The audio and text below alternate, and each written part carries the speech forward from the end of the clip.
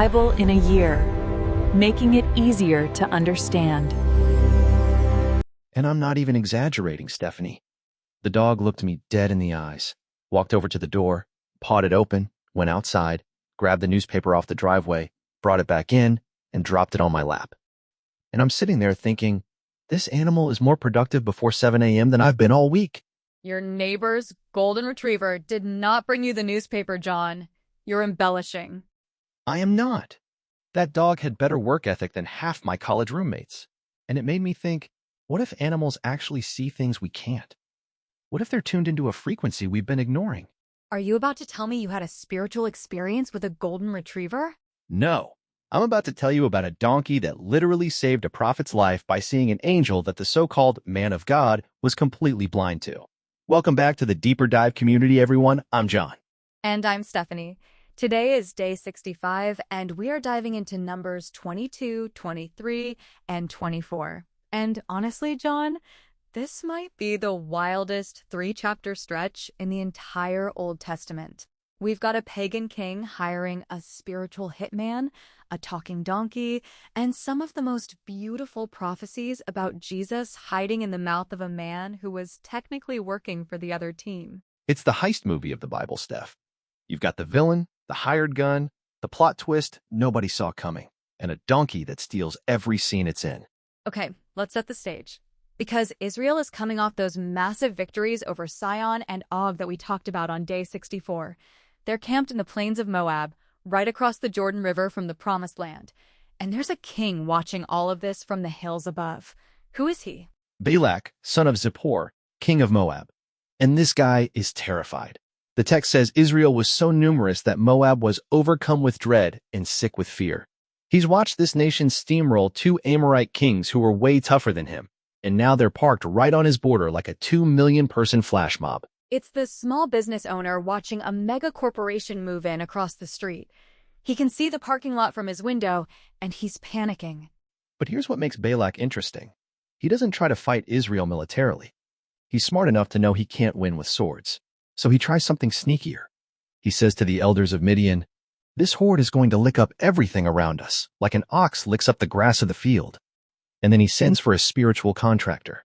Balaam, son of Beor.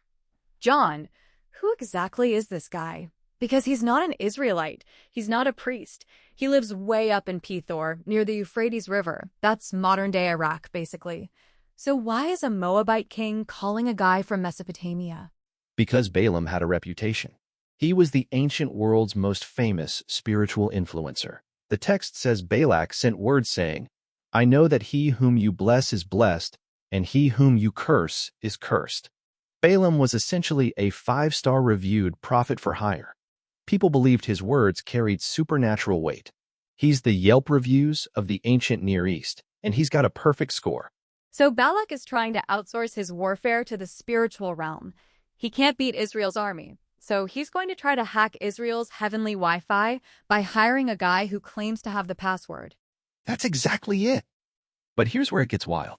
The messengers arrive at Balaam's house with fees for divination in hand, basically a briefcase full of cash. And Balaam says, "Stay the night. Let me see what the Lord says." And the Hebrew word he uses for Lord here is Yahweh, the personal covenant name of Israel's God.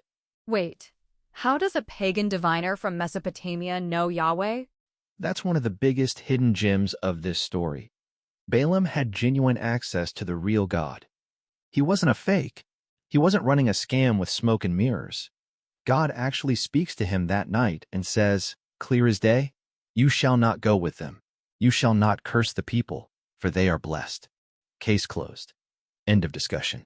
But it's not the end, is it? Because Balak sends even more prestigious messengers the second time, more numerous and more honorable, with an even bigger offer. It's the counteroffer. Balak is basically saying, name your price. I will give you whatever you want. And Balaam gives this beautiful answer on the surface. "Though Balak were to give me his house full of silver and gold, I could not go beyond the command of the Lord my God." Sounds great, right? It sounds perfect. So why do I get the feeling there's a but coming? Because Balaam adds one sentence that reveals everything. "So you too, please stay here tonight, that I may know what more the Lord will say to me." Steph, God already told him no. There was nothing more to hear. But Balaam is hoping God will change his mind because the money is too good. It's the let me pray about it that really means let me negotiate about it. Oh, that's the guy who asks his boss for permission, gets told no, and then goes to a different manager hoping for a different answer. Exactly. And here's the scary part. God says, fine, go with them, but only say what I tell you. It's not permission born out of blessing. It's permission born out of Balaam's persistent greed. Sometimes God lets you walk into the thing he warned you about, just so you can see for yourself why he said no. And that's when we get the donkey scene. Set this up for us, John, because this is one of the most famous stories in the entire Bible. Okay, so Balaam saddles his donkey, his faithful old ride, and heads down the road toward Moab. But God is angry, and he sends the angel of the Lord. And following our 5th grade rule, many scholars believe this is a Christophany, which just means a pre-Christmas appearance of Jesus in the Old Testament to stand in the road with a drawn sword. And the donkey sees the angel, but Balaam doesn't. 3 times. The donkey sees the angel and swerves off the road into a field. Balaam beats here. The donkey squeezes against a wall and crushes Balaam's foot. He beats her again. Finally, the donkey just lies down in the middle of the road. She's done. She's saying, I am not moving, sir. There is a literal sword-wielding celestial being 10 feet in front of us, and you are worried about your meeting. And then God opens the donkey's mouth. The donkey looks at Balaam and says, and I cannot believe I'm quoting a donkey in a Bible study. What have I done to you that you have struck me these 3 times? And Balaam, and this is the funniest part, doesn't even flinch. He doesn't say, wait, why is my donkey talking? He just argues back. He says, because you have made a fool of me. If I had a sword, I would kill you right now. He's having a full argument with a donkey and doesn't even realize how insane that is. And the donkey fires back. Am I not your donkey, on which you have ridden all your life long to this day? Is it my habit to treat you this way? And Balaam has to admit, no. Then God opens Balaam's eyes, and he finally sees the angel. And the angel says, if the donkey hadn't turned aside, I would have killed you and let her live. John, that line is devastating. The animal had more spiritual discernment than the prophet. The donkey could see heaven's boundary, but the man with the 5-star rating was spiritually blind. It's the ultimate modern mirror for our generation. We have more access to spiritual content than any people in history. Podcasts, apps, study Bibles, worship playlists, but access doesn't equal discernment. Balaam had a direct line to Yahweh, and he still couldn't see what was right in front of him because his eyes were on the briefcase instead of the blade. Wow. Okay, after the break, we need to talk about what happens when Balaam actually opens his mouth to curse Israel, because what comes out is the exact opposite of what Balak paid for. And it happens not once, not twice, but 3 times. The man literally can't stop blessing. It's like hiring a demolition crew and they show up and build you a house instead. Stay with us. We'll be right back. Deeper Dive family. And we are back. All right, Stephanie, segment 1 gave us the setup. A terrified king, a greedy prophet, and a donkey with better vision than both of them. Now it's time for the main event. Balaam is standing on a hilltop, looking down at the camp of Israel, and Balak is rubbing his hands together waiting for the curse to drop. And the setup is so dramatic, John. Balaam tells Balak to build 7 altars and prepare 7 bulls and 7 rams. That's a massive sacrifice. It's like Balaam is trying to create the most premium spiritual atmosphere possible to get this curse to work. It's the VIP subscription to the dark side. He's pulling out all the stops. But here's the thing. Balaam goes off alone to meet with God, and God puts a word in his mouth. And Balaam comes back, opens his mouth to curse Israel, and out comes a blessing. Balak's face must have been priceless. The first oracle in Numbers 23 is incredible. Balaam says, how can I curse whom God has not cursed? How can I denounce whom the Lord has not denounced? He's basically saying, Balak, I know you paid me to write a 1-star review, but I physically cannot type the words. The system won't let me. It's the paid influencer who gets hired to trash a competitor's product, but when they actually try it, they can't lie about how good it is. The honest review keeps breaking through no matter how big the check. And then Balaam drops this line that should be on a bumper sticker. Who can count the dust of Jacob or number the fourth part of Israel? He's looking down at this massive camp, tents stretching in every direction, and he's overwhelmed. He actually says, "Let me die the death of the upright, and let my end be like his." He wants what Israel has, Steph. He can see the blessing. He just doesn't want to pay the price of obedience to get it. That's such a modern mirror for people who admire someone else's faith from the outside. They see the peace, the community, the purpose, and they want the results without the relationship. They want the destination without the journey. Balak is furious. He grabs Balaam and says, "What have you done to me? I brought you to curse my enemies, and you've actually blessed them." And Balaam just shrugs and says, "Must I not speak what the Lord puts in my mouth?" So Balak tries again. He takes Balaam to a different hilltop, the field of Zophim on top of Pisgah, thinking maybe a change of location will change the outcome. It's like restarting the app, hoping for different results. Have you tried turning the prophet off and on again? Exactly. But the second oracle is even stronger than the first, and this is where we get one of the most quoted verses in the entire Old Testament. Numbers 23:19.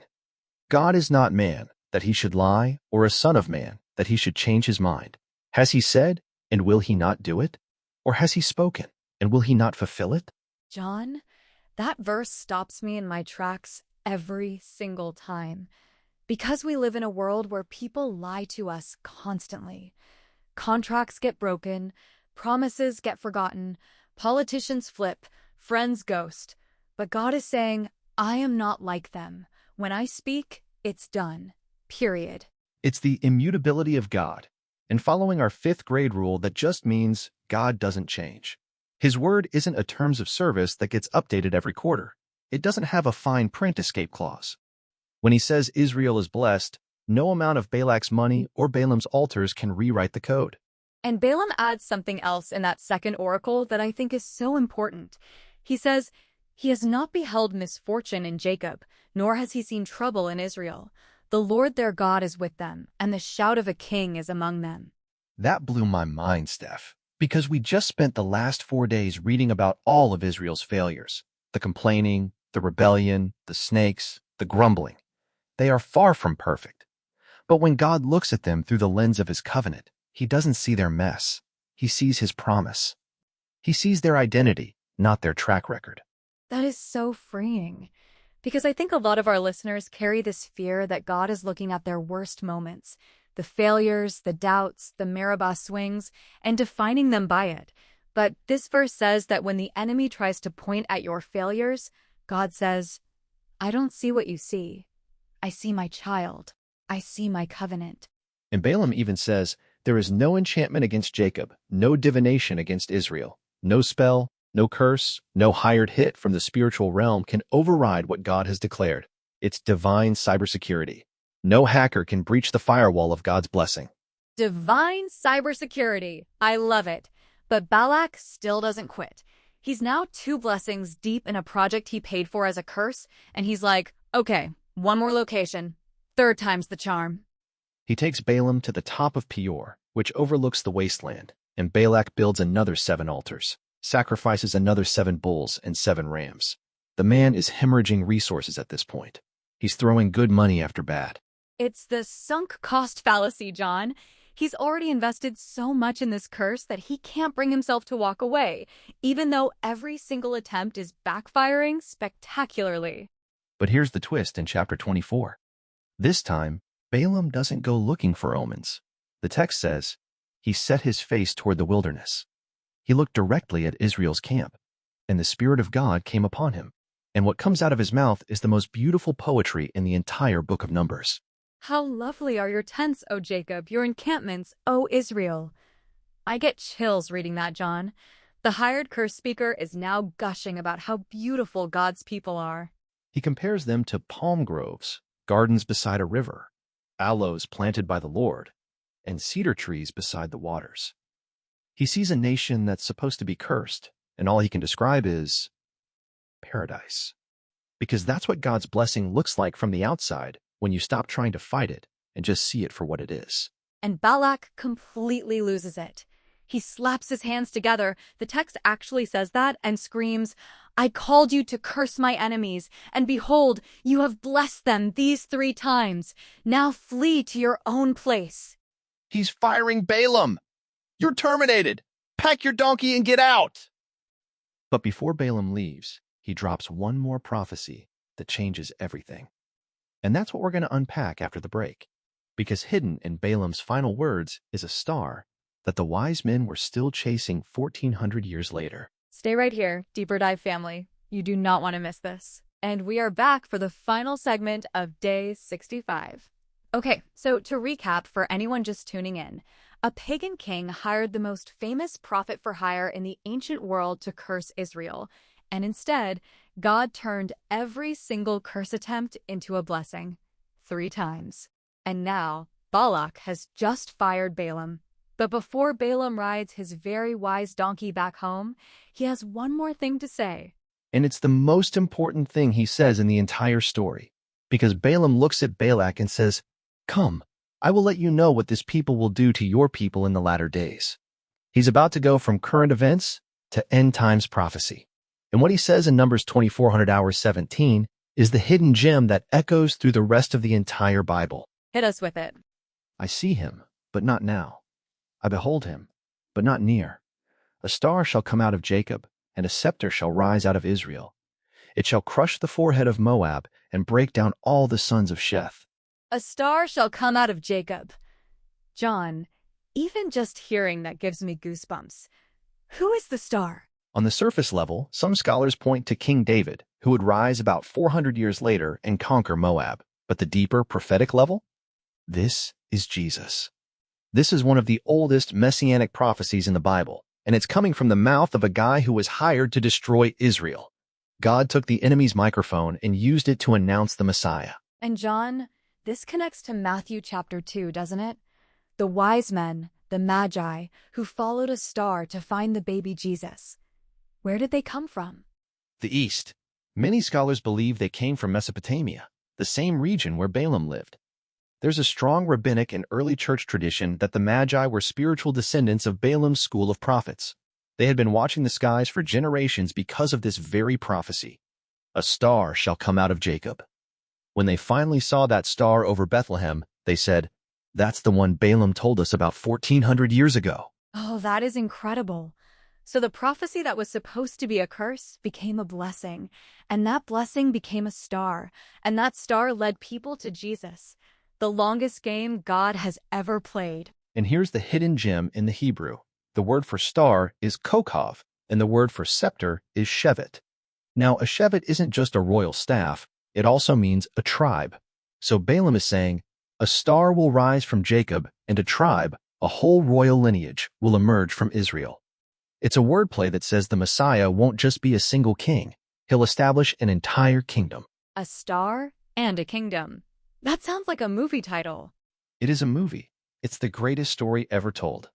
But there's another layer I want to dig into. The phrase, "I see him, but not now. I behold him, but not near." Balaam is seeing across time. He's looking at something that hasn't happened yet, something centuries away. And he's describing it as clearly as if it were right in front of him. It's prophetic, long-range vision. And that's such a modern mirror for faith, John. Because sometimes God gives us a vision for our future that feels impossibly far away. We can see it, but not now. We can behold it, but not near.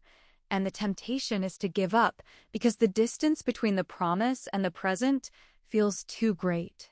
But the star still rose. 1,400 years is a long time to wait, but the star still rose. You're not now doesn't mean not ever. It means not yet. That's a word. Okay, but before we wrap up, I want to zoom out on the whole Balaam story because there's a massive core lesson here. Balaam said all the right things. Every prophecy was accurate. He blessed Israel 3 times. He prophesied the Messiah. By every external measurement, he was a successful prophet. But John, the New Testament doesn't remember him fondly, does it? Not even a little. 2 Peter calls it the way of Balaam. Jude calls it the error of Balaam. And Revelation mentions the teaching of Balaam. Because even though Balaam's mouth was right, His heart was wrong. He wanted the money. He wanted both the blessing and the briefcase. And later, spoiler alert for day 66, we find out that Balaam actually advised Balak on how to trip Israel up a different way. If you can't curse them directly, get them to curse themselves through idolatry and immorality. So Balaam was a man who knew the truth but sold it to the highest bidder? He's the content creator who has all the right theology in their captions but lives a completely different life off camera. He's the person who can quote scripture at a dinner party but can't resist the inbox offer when nobody's watching. Balaam proves that knowing God's voice and obeying God's voice are two completely different things. That is so convicting, because our generation has unlimited access to truth. Bible apps, sermons on demand, podcasts like this one. But access without obedience is just spiritual entertainment. Exactly. The donkey saw the angel and stopped. Balaam saw the money and kept walking. Sometimes the dumbest creature in the room is the one with the most wisdom because it knows when to stop. Ready for the text message summary? Let's hear it. No one can curse what God has blessed, but the greatest danger isn't an enemy's words. It's a prophet who knows the truth but loves the paycheck more. That one cuts deep. Sending it now. Thank you for hanging with us through day 65, Deeper Dive family. I know we laughed a lot today. The talking donkey alone is worth the price of admission, but there's so much depth underneath the humor. Balaam's story is a mirror for all of us. If today's episode made you smile about a donkey or think twice about the gap between knowing truth and living it, share it with someone. Tag a friend who needs to hear that God's blessing can't be hacked, no matter how much the enemy is willing to pay. Lord, we thank you that your blessing over our lives is irrevocable, that no curse, no scheme, and no hired voice can undo what you've declared. But we also ask you to search our hearts like you searched Balaam's. Show us where we've been chasing the briefcase instead of the blade. Give us the eyes of the donkey, eyes that can see your angels even when the road ahead looks clear. Help us not just to speak your truth, but to live it. Amen. We'll see you tomorrow for day 66. Until then, stay curious, stay obedient. And listen to your donkey.